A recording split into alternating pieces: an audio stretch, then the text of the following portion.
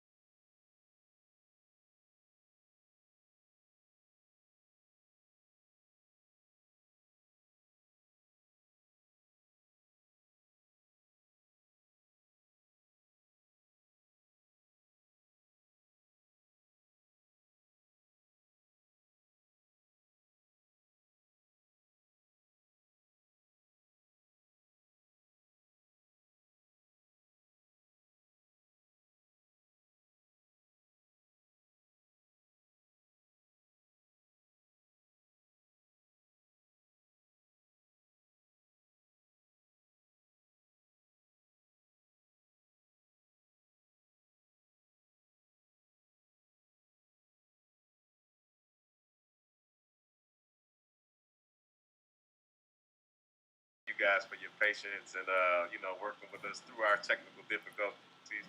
As you all know, this is a fairly new show for us, but it's getting bigger, it's getting better, and we just appreciate your time. So wake up! I see you, Wake up, get up out the bed.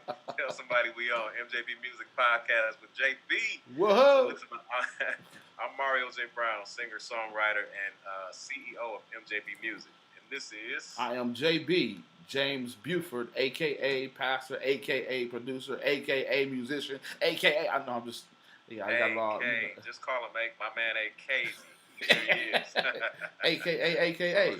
Yeah. So we started this podcast for you to bring you everything music, education, and culture. We wanted to make sure we had a platform where we would teach on the things and the processes that average people may not know about. Absolutely. And those that are actually in place, they have some room to grow as well. So we're talking to some major people that have had some success in the industry. So James, tell them what they can expect when they tune in to the podcast. Well, on this podcast, you will get valuable information and knowledge from expertise in the industry from various different backgrounds, including producers, musicians, entertainment lawyers, makeup artists, and today we have a filmmaker. So you're getting good knowledge.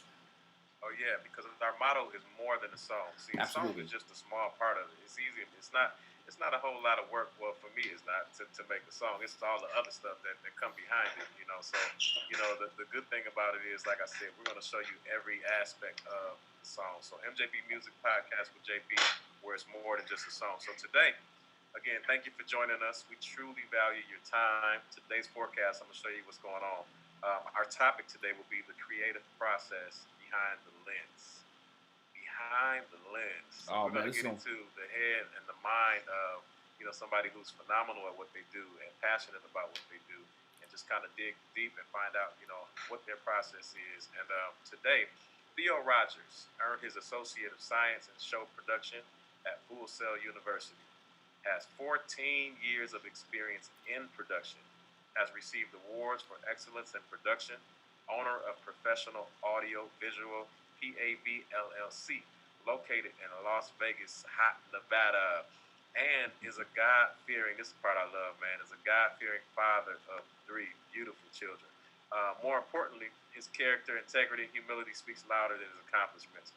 But first, JB, before we talk to my man, tell us what's going on in our culture. What's going on, the news flash moment of the day? So this was crazy. So I just heard today. I just seen for my own eyes, Kanye West. As we know, Kanye West is currently said that he was running for president, and so I don't really know if he's running or not, because there was talks that if he didn't meet the deadline, would it be worth him actually running? And so it looks like he is going to actually run, and he did some filing on today or yesterday or one of those days. But he tweeted out today a picture of himself on Mount Rushmore. Okay. Like, this dude is wild, man. So he's going to be the first black on Mount Rushmore. That's what he said. So easy. That's interesting, man. I've been hearing different, I guess, point of views in regards to him running for office. Right. Some of them are saying, I've heard, some people say that he's trying to split the vote, which, I don't know. I can understand if that would be the case. I can kind of see that. Absolutely. And, but there's also, I'm be honest, another side that feels like Kanye is a genius, man, that we don't give him credit for. Right. I wonder if he's really up to something that, we haven't quite figured out yet. So hopefully it's the latter of the two, and he's really on our side. Right, and, right. Time will tell. Time will tell. So, yeah, that's just our culture moment of the day. But our topic for today, again, we're talking about behind the lens. Yeah. So, JB, just real quick, man, tell me how you feel having a videographer enhances an artist. Well, I think from that lens, a videographer gives a window into the heart and the mind of a song. You know what I mean? So, like, when you look at, or just I say a videographer is the television of our life. So they give us a window into a theme or a topic that we're able to see, and they kind of bring it out. And so they're very important, especially when you have when you're trying to convey mood in a song. You can do that with music, but it's also as Theo, I'm sure he was going to let us know, is like there's lighting that you can set up for different moods, and so. Videographers are important for also making sure that we transfer a idea, but it's a visual for people to grasp onto. Wow, yeah, well put, man. And just speaking from an artist's point of view, it's so valuable, man, because it helps us to put out content that makes us official. You know what I mean? Right. When you see quality work behind an artist, you're like, oh, okay, they're investing in their career. They really take this serious. So. It's just so valuable when if you have somebody on the team that can get things like that done. Shout out to Ray on our squad. Hey. Right, Ray, yeah, he gets it done. Yeah. So, but before we talk to our guest, right after this video presentation, we want to show you something that he's his initiative that he's brought, and it's very powerful. So we wanted to speak. If you got that video queued, James? Yeah, we ready to go. All right, let's let them check this out. Here we go. Black people couldn't go from being released. From high school, even when I became a law enforcement officer, I had people ask, can I feel your hair?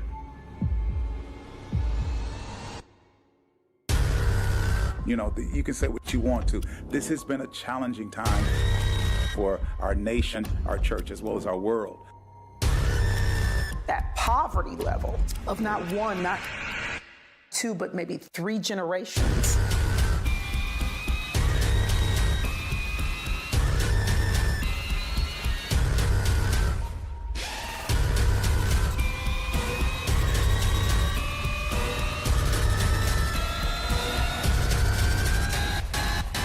My mother died, my grandmother died, my uncle died. I don't know why they died, because I know God don't make no mistakes, so I just keep my faith in God.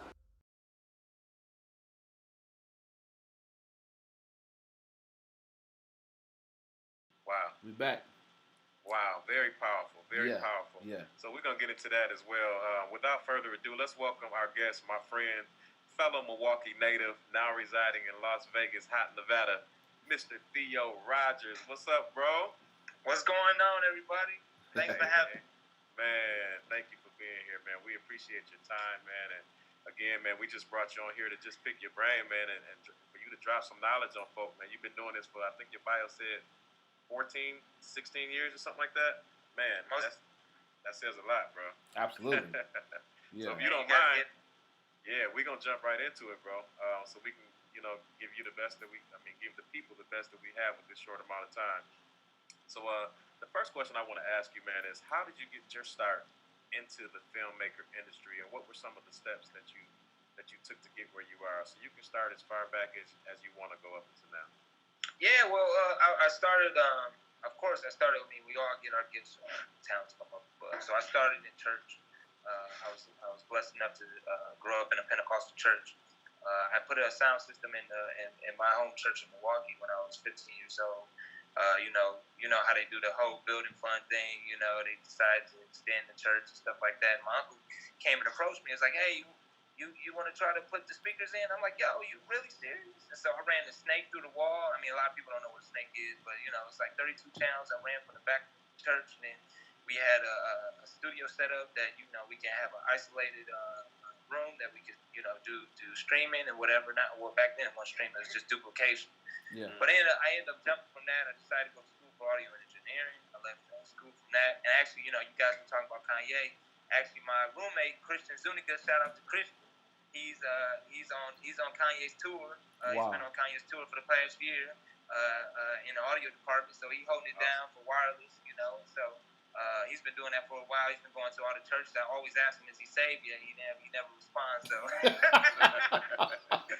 but anyway, I ended up leaving Full Sail. I jumped on cruise ships, and I jumped in. Once I jumped on cruise ships, all the shows. I don't know if you guys have been on ships in a while, but of course not now. But on never ships, been on a they ship. do a lot. Right. They do a lot of production shows. So these production shows are pretty much shows that they take a lot of snippets out of shows out of New York, and they make huge production shows like Cats. A lot of stuff that's show production ready stuff, and you get to learn every part of it. And so because I came head of sound and light, I was over everything. And so what I did is I transferred that kind of knowledge. I decided to move to Las Vegas. And once I moved to Las Vegas, I started working for a bunch of hotels and casinos. That ended up transferring into me, working at some big venues. I worked at the Palms for a while. So I had sound at the Palms. And then I jumped into production management. I started working back in churches. I worked for some of the biggest churches in Las Vegas, membership-wise. And then when you're over ministries like that, you have to be over, you're pretty much a technical director. You got to make sure that, depending on the camera setups and knowing streaming, knowing video, knowing audio, knowing lighting. And you got to just take on the big tasks. A lot of times, in ministry, a lot of times we have to learn our way, maybe through YouTube University, different things like that. But what I used to do is I used to actually hire a lot of freelance guys, and I bring a freelance guy, maybe from a news station, maybe a freelance guy that's already out in the industry, and I would let those guys, I'll pay those guys for a couple months, and then next thing you know, I'm learning exactly what their craft is. And so that's how I really got into video. So I started, video engineering most of the services, and by this time I started directing. Now I know what kind of shots I want, I know what kind of angles I like, I know what the lighting looks like, I try to build a consistency there. And so what happened is the streaming actually started popping. And once the streaming started popping, I took my time and I started figuring out that beast. And once that beast came alive, then I really became a real video director. You know, I knew what kind of shots I wanted. I upgraded the cameras to HD, you know, because a lot of churches still use standard definition. Right. And then once I got into that, then I said, well, you know, I need to get my lighting right. I need to get my lenses right. I know what kind of focal length I want and those type of things. But then on the flip side, you know, a lot of times with ministry, they grow really, really big quickly. And once they started growing, they wanted to do a lot of stuff that's, you know, out in the field. And once you're going out in the field, now I'm doing testimonials. Now I'm doing, you know, small things like that. Next thing you know, I'm doing a whole production for Easter Sunday. Well, we call it Resurrection Sunday. Don't say Easter. You know, that's pagan. Pagan, we don't right. celebrate no Easter bunny. Come on, Doc. You preaching already. So I started doing resurrection services and different things like that where they gave me total creative control, right? And so this is when I'm sitting down with the team. I'm saying, hey, we're going to do, you know, we're going to come in with, you know, Fred Hammond, you know, song with the praise and worship team. Then we're going to jump out of that. And then we're going to go into, you know, the production side. And then maybe we'll do a little bit of drama in here. Then we're going to do an illustrated sermon, you know. So those kind of things that really gravitate to a lot of people in the ministry. You know, of course, the traditional people, they don't want to see nothing with that because church ain't been like this. I want to wear my Easter Sunday and have Easter suit and have the same Sunday that I didn't have for years. But usually on Easter, that's when you bring in a lot of people into the service that ain't never been to church before. And so we're trying to reach a whole different type of people. They was blessed enough to give me that creative control, and that kind of pushed me into the ability of where I'm just putting, you know, small parts of video that I've never put in before. So I'm putting small promo commercials about giving, or maybe a couple testimonies about how people been, you know, changed and life by the ministry and different things like that. And that really gave me the opportunity to be creative. So I started becoming very, very, very, very creative to the point where, like, oh, I dig this. You know, I started with just the gift, the audio, but next thing you know, man, I'm just knocking down video. And so with this whole issue with this, I mean, not issue, but that's pretty much how I got my look at it.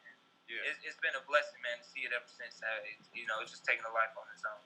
That's what's up, man. We try to, you know, we really like to vibe on this show. So of course, we have some questions that we have, you know, that are already set. But as you were speaking, man, I know you made the transition from Milwaukee to Vegas. I'm not sure when you made that transition and how difficult it was, or why you felt it was necessary. But you know, what I've encountered is, you know, some people, they question why you do what you do. You know what I'm saying? Like, I knew for me, my move to Atlanta was family centered. It just made sense for us, you know. And when you moved to Las Vegas, like, tell us the story behind that and why you chose Las Vegas, and if it had anything at all to do with your profession. Yes. So what ended up happening is once I jumped out of, so on the day that I was actually graduating, I was blessed enough to get an opportunity on Royal Caribbean. And so Royal Caribbean actually reached out to me and they said, we got this program that we want to get, you know, people straight out of college, because half the time they don't want to pay nobody. Right. Shout out to Royal Caribbean, you know what I'm saying? But they want to get, to be honest with you, they want to get these kids that are eager, that they don't have to have these, you know, situations, because our industry is really, really, it's really a specialized industry. And so when you have that, a lot of times people move quickly, really fast, right? And so what ended up happening is once I started to work for Royal Caribbean, all of my artists, so they do a lot of, I do a lot of ventriloquists, I did a lot of jugglers, I did a lot of five barbershop kind of harmony groups, and they was all coming from Vegas. Everybody was coming from Vegas. So I would chop it up with them, you know, in between shows and stuff like that. They would say, man, if you go to Vegas, you know, that's what we at. You know, you're going to be working forever. And I'm like, okay, let me try it. And so when actually, you know, man, when I got to Vegas, I reached out to as many people as possible, and I wasn't blessed enough to get a gig. And so what's crazy is I started working for Home Depot and Best Buy for like 6 months. I grinded really, really hard. I finally got a job at this place called Green Valley Ranch. It's this casino straight out of it's like in the suburb side of Vegas, and so that was my niche. And once I jumped into that, I realized immediately that there was a need for a lot of engineers. So I ended up going to the Wynn. I don't know if you've ever been to Wynn, but it's a prestigious place, right?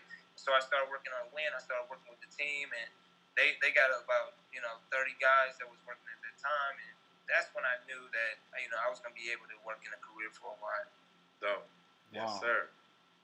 Wow. JB, you want to jump in, or you want? Hey man, you know I can keep going. Yeah. I can go all day too. No, I'm just amazed that because you know, like you said, most people don't take that jump.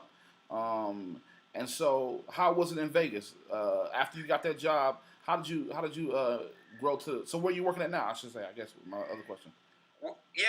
So I'm gonna tell you. So I pretty much acclimated to Vegas easily from cruise ships because on cruise ships I was separated from everybody. Right? Okay. So I got really separated from my family, and you know that kind of transition through college. You know, like Milwaukee. What you don't understand a lot of times with people, they don't understand that Milwaukee is a great spot to be in. But if you look at production wise, you only got like 4 or 5 production houses that do live. That's like really on fire. Like you got the Pabst Theater, you got Marcus Center, you got well back then it was the Bradley Center, and so these places are already filled with people that are in these spots that have been in here for years. You know, they've been in here 15, 30 years.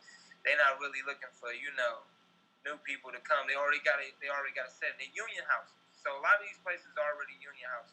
And so I knew if I went and got the knowledge first, and that's what you got to understand. Once you got the knowledge, you don't got to kiss nobody till. Once you get the knowledge, you understand. You know what I'm saying? Like, you don't got to sit behind no musician, bro. James, you don't got to sit behind no musician because you know all your keys. You know what I'm saying? Right. It's kind of that deal. So I went in, it's like, yo, I'm going to learn how to mix first because I'm gonna come in and flood the industry, and I don't need to be asking, you know, roadies, like, how do you mix? Like, what frequencies you use? What compressor you use? What EQ you normally do for a kick drum? This is all stuff that I can learn on my own. And the blessed thing about it is once I jumped on cruise ships, I was mixing every kind of band you can name. Right. I was mixing rosary strings. That means like a string quartet.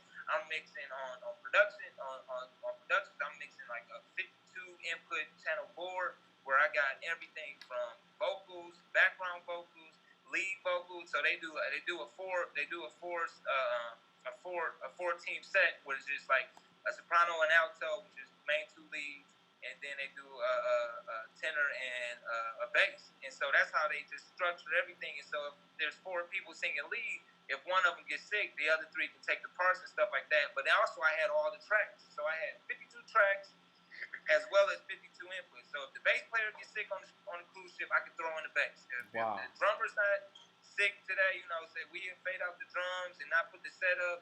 And the band was in the pit. So like that's where I got my chops at. I started learning how to mix crazy.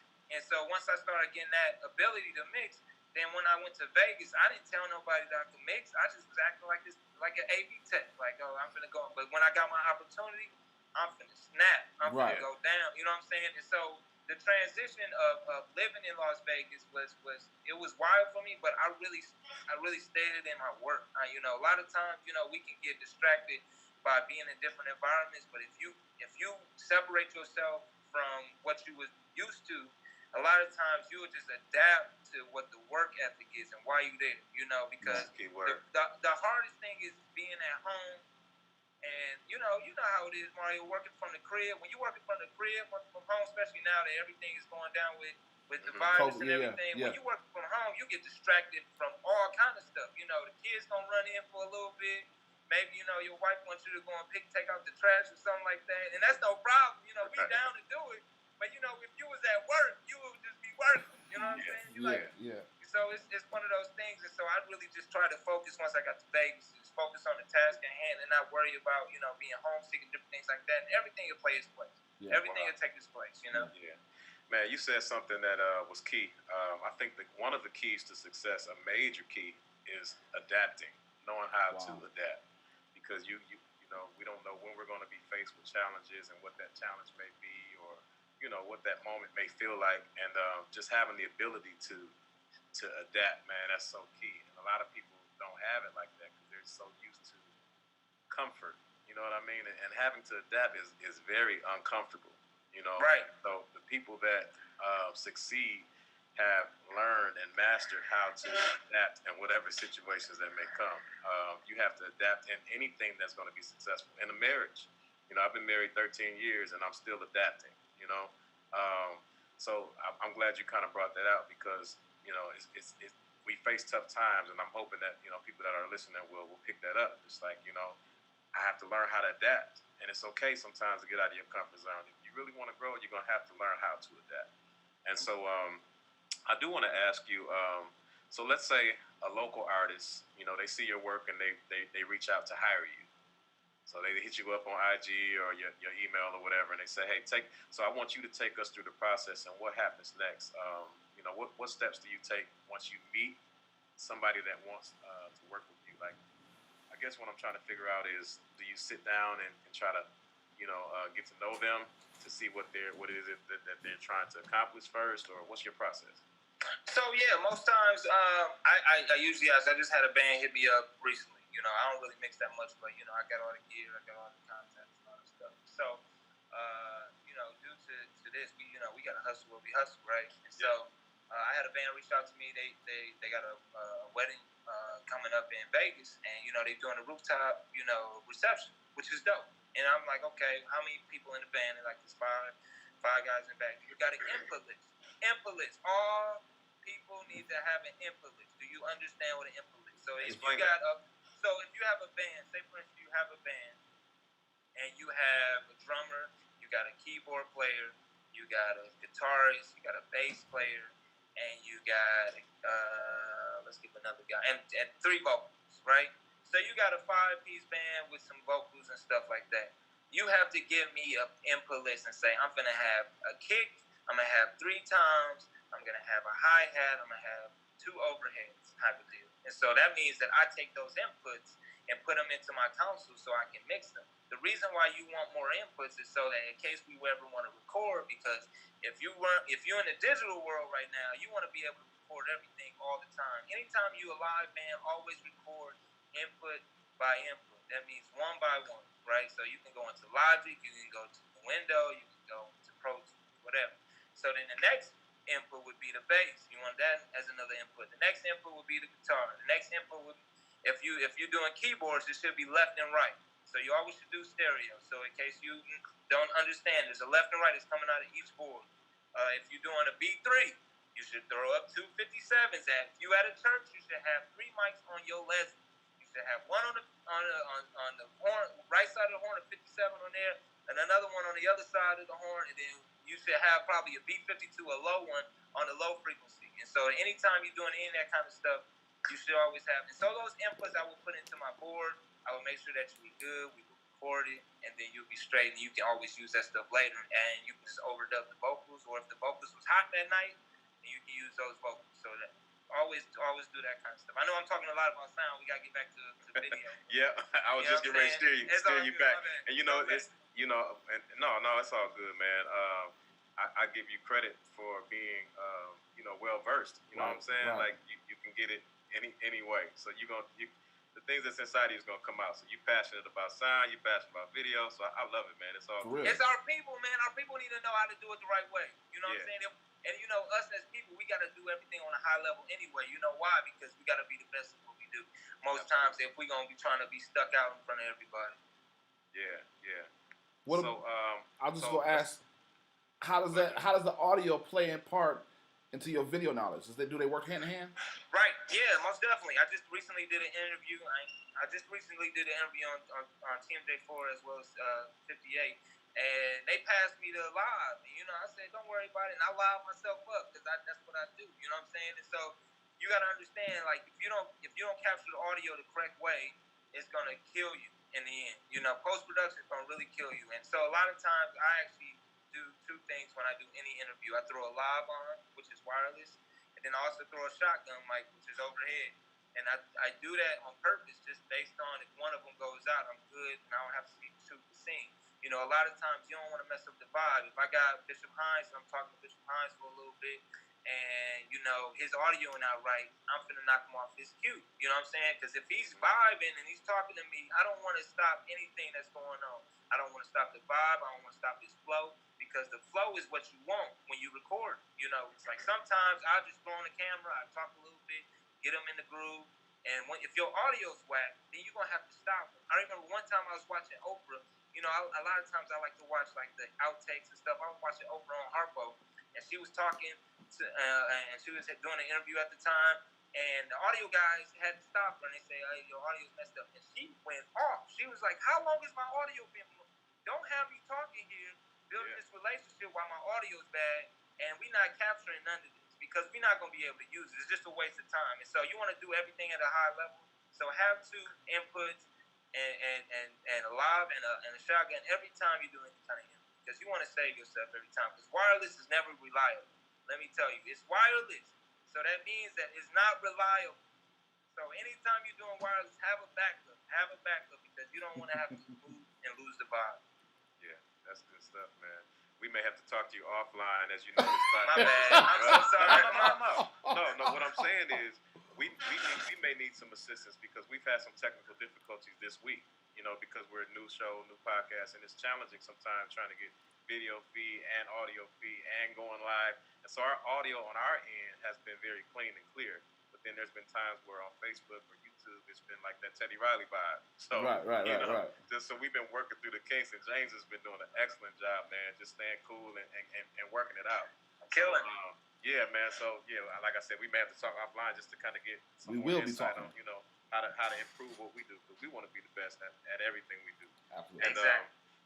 So what I want to ask you is, so where does your inspiration come from, like when making a film? Where does I know as a songwriter, I get inspired from different things. So I want to know, as a filmmaker, where do you find inspiration? Like the video that you just put out, or anything that you've done? I like to speak, right. I like to speak from the heart, you know. So this current film, Milwaukee in Pain, I really want to talk about Milwaukee. You know, we're living in different cities right now, you know, and a lot of people don't understand that there is black people in Milwaukee, right? So half the time I'm convincing people that there's black people in Milwaukee. It's black people in Milwaukee. But not only that, like the systematic issues that we plague in our community at this point in time with what's happening in our city, I mean, somebody's not talking about it. So I felt, you know, I had friends of mine, I had family members of mine, and other family members that were suffering from COVID. And so when I had those issues happen, I'm like, yo, I want to talk about it. I had to talk about it. And then on top of that, you know, my city wasn't doing good at the time, and I was searching for purpose. And so one of my things is like, yo, you know, why don't I go back home? I'm not really, you know, by this time I painted the house. I cleaned up the floor like 13 times. And I was doing stupid stuff. I was cleaning outside. I was, you know, stuff that I'm not normally used to, but I was trying to spend my time, you know, doing creative stuff. And I'm just like, man, why don't I just go back home and shoot the story and do it from an investigation reporting aspect and see what was really going on in the hood. And so when I went back, I just fell in love with the story, and I just kept shooting. And shout out to my co-director, Linda Hammer. And she really helped me recruit a lot of these black leaders, because I wanted to talk to the African-American leaders that people would listen to. You know, I wanted to talk to people that would, you know, we only gonna listen to our people. So I wanted to get my whole black community and the leaders, you know, spiritually, educationally, you know, political, you know, just to speak from that aspect. Yeah, that was it was really good. I was going to ask you what made you choose the specific leaders that you chose, because I guess I'll just ask you that. What made you choose the specific leaders that you chose? I think you kind of mentioned it, but no, it's fine. So like I got Senator Lena Taylor, because I knew first of all, she's a beautiful person. On top of that, she's very smart. Right, and it takes hard for our black women. Our black men, salute to our black women. They go through a lot of stuff. You know, they accept us for who we are a lot of times, but they fight fights that we can't fight. You know what I'm saying? And a lot of things like that. But because she was a senator, I know she was in the political realm. I knew that she was going to be a great leader. I don't want to go with everybody and say all the immaculate things about it, but I wanted to get that people that I knew was being successful in their field, right? So if you're successful in your field, if you ain't got no lien on the church, if your church still looks the same that it did 10 years ago, you ain't still raising a whole bunch of building funds, I'm down with you. You know what I'm saying? Because that takes a lot. It's a business at the end of the day. It's still a business. You know what I'm saying? And so I did that from that aspect. I wanted to do black business owners that, you know the struggle, that have direct resources, and I just wanted to do people that just were involved in our neighborhoods, and people that were involved in people's lives and that had influence over people. Because at the end of the day, it's a crazy story, and I wanted to leave a message of hope. You know, I didn't want to have it, you know, do all this stuff and then, you know, say, oh, you know, this is what we got to deal with. Now deal with it. I wanted to leave that message of hope and leave people with resources that they can, you know, walk away with the movie with. Yeah. Yeah. That's Good good. stuff. So I want to ask a technical question, man, because there's some people now I may not get this because it's not my lane, but I know I just was kind of scrolling through, seeing who was online and watching and listening, and I see some photographers and some videographers on here. So can you speak to just equipment? Like, what do you feel like is top of the line equipment to get the job done? And you know, maybe kind of just speak on some of those things. Don't hold back. If I had, right. If I had some RE cameras, I would love to do that, you know. But I mean, to be honest with you, you can shoot anything you want right now if you have the correct lighting and you got the correct lens, and even if it's on a DSLR, you know. Like at the end of the day, I mean, I know some guys that's doing stuff with lenses on top of iPhones, right? But you got to get your lighting right. You have to invest in your lighting. You got to understand what your shot is. Invest in a director of photography. Invest in a guy that does this. You know, invest in a person that's going to paint a bunch of pictures for you. And when I say paint a bunch of pictures, make sure that every shot that you take and that you understand that it's a picture. Like make it to be in a cinematic shot. And so that comes with, you know, persistence. And you understand how long it takes you to make a song, right? So sometimes you might be vibing and you might just get the song off the first rip, like, oh, this is the hook. Boom.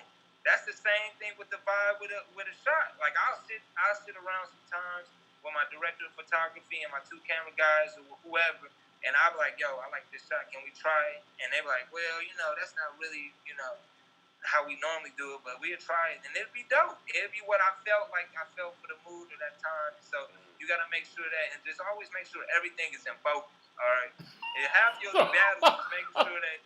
I mean, this when I see like, you know, a couple music videos, I'm like, bro, man, just get something that's in focus. I really love the Black Magic line. They ain't give me no money. Shout out to Black Magic. Yeah, Black Magic. But I really like, I really like all their cinema cameras, and I mean, it's dope, man.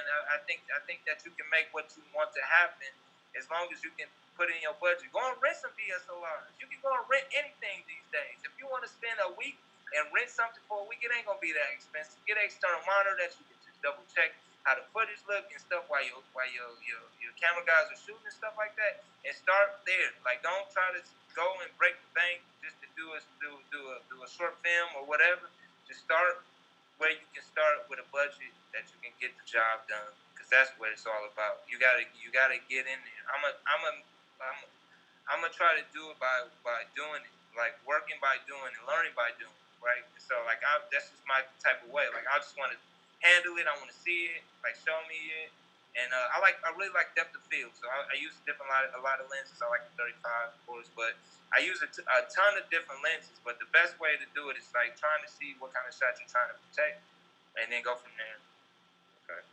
In terms of pricing, man, what type of earning potential does a videographer / filmmaker like can you make? And that's one part of it.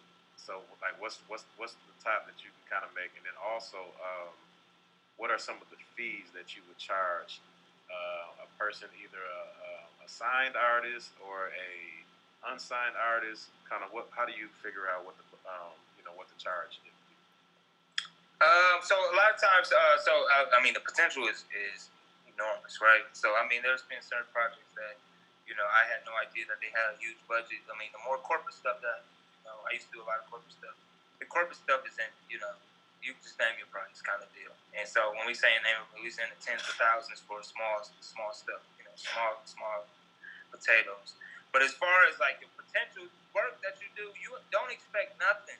Do what you need to do for you. So if it don't work for what you're doing and you don't believe in it, you can't work for money. Like money ain't that, it's gonna happen. But the potential that you're going to get out of it. Like, my vision is working for me. You know, I wouldn't expect to be in this place right now talking to you about video. I can never see that this would ever happen because I never seen myself behind a lens like that until I jumped into it, right? And so I just came in with a vision. But as far as what I would charge an artist, I mean, I would charge an artist a day rate. So I would say, hey, if you want to do something, this is how much it's going to cost for this day.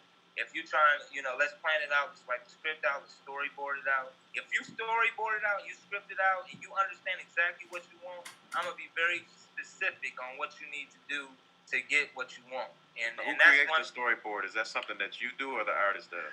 I do that. I do that a lot. But if the artist understands what a storyboard, just go on YouTube. YouTube University. I mean, like half the time, I mean, a lot of times my cousins would hit me up like, "Yo, what should I do? What should I do?" I'm like, man, did you YouTube it before you call me? Did you Google it before you call me? Yeah. Be resourceful and understand what you want, because when you come to the table and you present it to me, then I'm gonna be like, okay, he's professional. He knows exactly what he wants. I don't have to think for him, and it's gonna be a lot easier on my side. And so I'm gonna hit you up. I'm gonna work with you. I'm gonna work with you just because I see your passion. A lot of times when you see somebody working hard and they trying to do something for them, man, I love to give free knowledge. That's what we all good at. We all good at as teachers, right? And so like, I mean, even James, like if I came to James like, bro, man, I can't play an E. He gonna show me how to play an E just because he's seen me playing the E flat for a long time. Absolutely. Right? And that's my key, bro. I can play an E flat. That's it. But like, no, but, you know, because he's seen my initiative, he'd be like, okay, I'm gonna show him. And so like that's how pretty much we work. And we good at it as teachers. That's the best we can do. Wow. That's huge. That's huge. Man. Yeah, that's valuable, man. For real. Very valuable. So, yeah, man, I think the only thing I want to ask JB, I don't know if you had any other questions, but I definitely want to find out, like, what type of team does it take to accomplish some of the things that come across the table? That's a great question. You know, do you come with 10 other guys behind you? Is it just 3, or can you knock it out by yourself, or, you know, what's sufficient for you? So with the documentary, I did more about 5 guys today, right? And so most times... Are those freelancers? Was that? No, I didn't do no acting because it's a doc. So I only had to do a grip, two camera guys, and then most times a PR guy, and just the interviewee. You know, so most times I was doing that kind of setup, and my DP was luckily one of my camera guys, right? And so that was the cool thing about docs, and the reason why I keep a PR guy, because when I get people that are walking, when I get politicians, when I get ministers that are walking into the room, I want them to feel comfortable. You know, half the time I'm trying to make sure that they got what they need. I'm trying to make sure that they're comfortable, and so when it's time for the interview, then they're ready to pour out, you know, whatever situation they're going through. And so when you have those type of people and say you want to be organized, there ain't nothing like, you know, coming to a spot and ain't nobody organized. You know, you don't want nobody coming, you know, Mario, to the studio and then they ain't got their stuff together. You know what I'm saying? You want to go to the studio and they got the engineer sitting there, they got the mic ready, they got the vocal. You know, it's cool in the room. It's not burning up in the room. You know, all these things and stuff that you can be, you know, really really professional. Once people know that you're professional and they're ready to work and they okay that, you know, you have technical difficulties and different things like that. And because they're used to that. To that. But ain't nothing like professionalism. There's nothing in the world like professionalism. And that's on all levels. That means showing up on time. That's making sure that you're sending out those emails. That's making sure that you're responding to people. That's making sure that you're saying, thank you, God bless you. What can I do for you? Let's work together. You know, that kind of thing. You can't pay for that. That's just way business is. And people will respect you 10 times more and be willing to help you in whatever capacity you have. Professionalism and what can I do for you? What can I do for you goes a long way. It does because people don't understand, man. You got so many people that come to you, you know, with their hands out, and nothing to bring, man. Right, and your gift is what makes room for you. Come on here, man.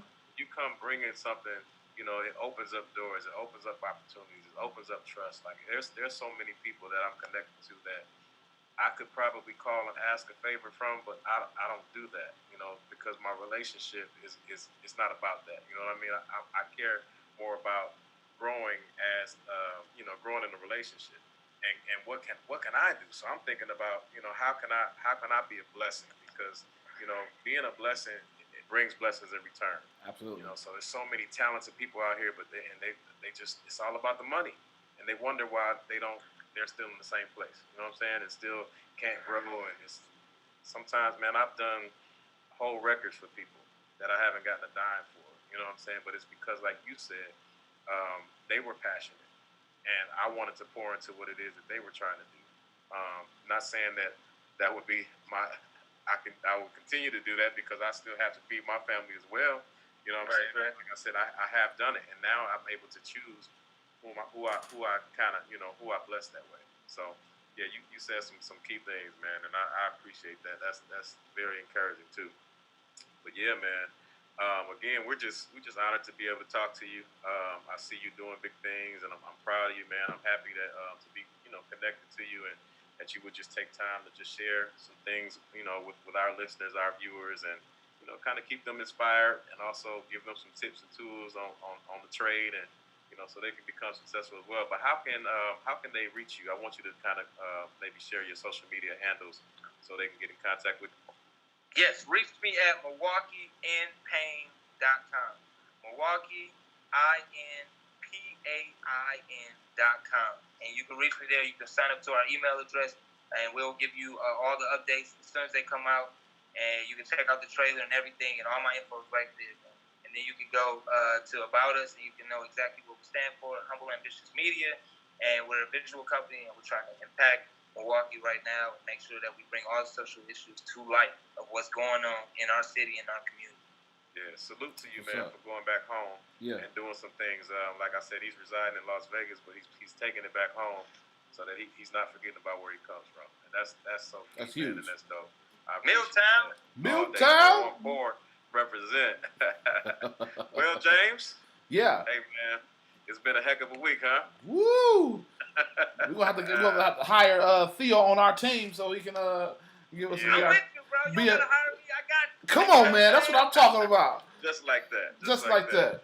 Man, yeah, but it's been a heck of a week. My pastor, my spiritual father, he rest his soul, Bishop Walter Bates. He preached the message, man, that sticks with me, and I think about it often. He talks about, and the title was "Behind the Scenes of Greatness." And so it's just like, man, you have no idea what people have to do behind the scenes in order to, get to the finished product and what you see. And so I said that to say, as we're working, as we're growing, we really appreciate you all going with us on the journey, because that's what it is. It's a journey. We've had some phenomenal guests in week one. Just week one, we had, day one, we had Dr. Percy Beatty. Co-writer of "I Believe I Can Fly" with R. Kelly, and many more. We had Uncle G, Greg Lyons, who's a marketing manager guru. We had William Beckton. He's had hits that have impacted the world. We had Young World last night. Young World dropped so much knowledge, man.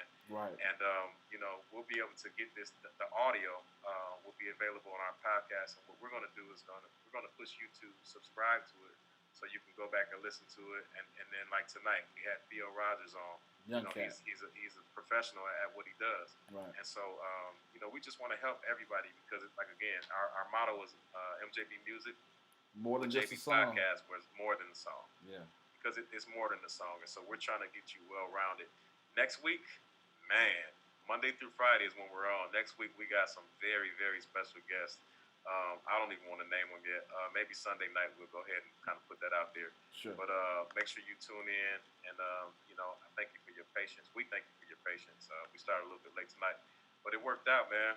It was a great show. JB, you had Theo, man. What you think about the show, man? You enjoy it? Man, I love it, man. I wish I would have tuned in earlier, man. I would love to see Percy. I want to hear Percy gotta say, man, that's awesome, man. I love it. Yes, sir. Glad to be here. I really appreciate you guys. No problem, man. We're glad to have you, and we'll bring you back. We know we only touched the surface, man. Scratch the surface on some of the knowledge and insight that you have, and we can go on for days, man. But we're gonna keep it short so that we can bring you back and have something to talk about. There you go. I'm there. Yes, sir. So JB, why don't you take us out, man? Yes, sir. Thank you all for coming. We out. Just like that. Hey.